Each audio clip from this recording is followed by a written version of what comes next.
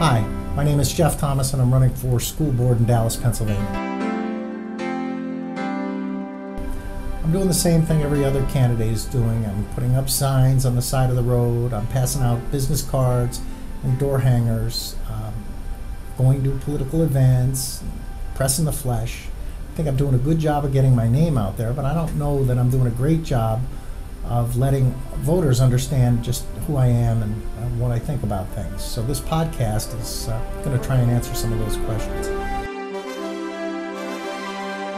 I'd like to start with the first question, which obviously is, why do I want to do this? Why am I running for school board? Well, the simple answer is that I think I have the skills and the qualifications necessary to help make a good board better. And I want to say that up front. I think this school district is a really good school district with a really committed, hard-working school board. I'll get into some of my other observations later.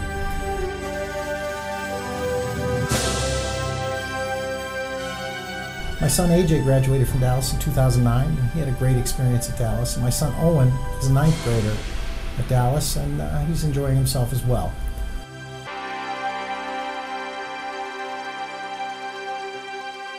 Additionally, I think the times are changing, and I think the next 4 years are going to require people who are good at navigating through very tough times. And I think we are going to be in for some very tough times financially, times that call for clarity and innovative thinking. Why do I think I'm qualified? Well, I have 23 years business experience, and I'm used to running an enterprise on limited resources. Additionally, I think I have a good moral compass. I think I do a good job of using my head, my gut, and my heart to flesh out whether something is right or wrong. And I think that's important in this position.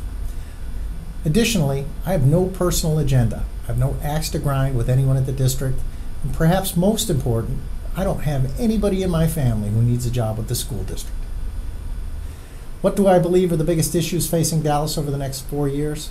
Well, obviously the placement of the natural gas transfer facility jumps to the front of the list. Though the influence of the school board in this case may be limited, we need to make sure that the school board echoes the concerns of the students and parents with as much volume as possible.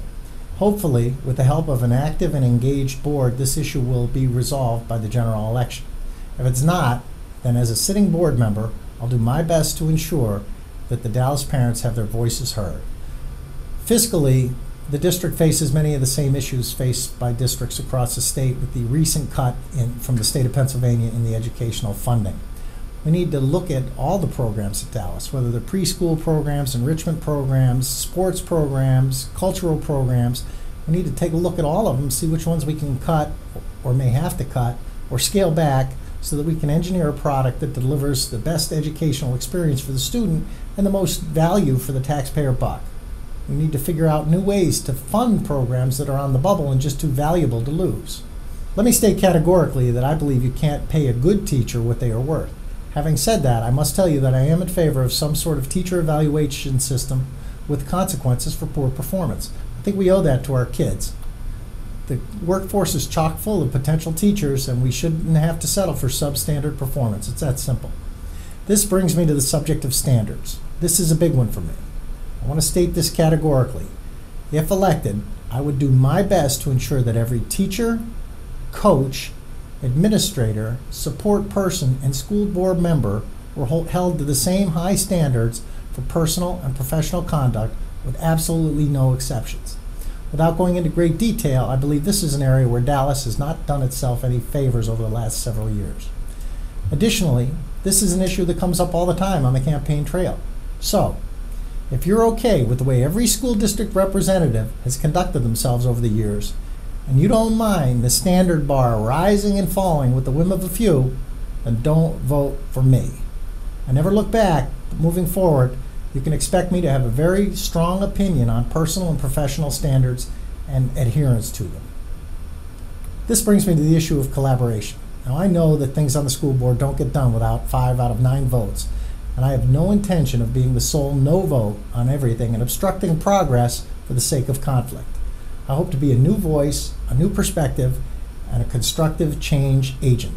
I intend to use the skills I've learned from running my own business to build consensus and keep the good work going.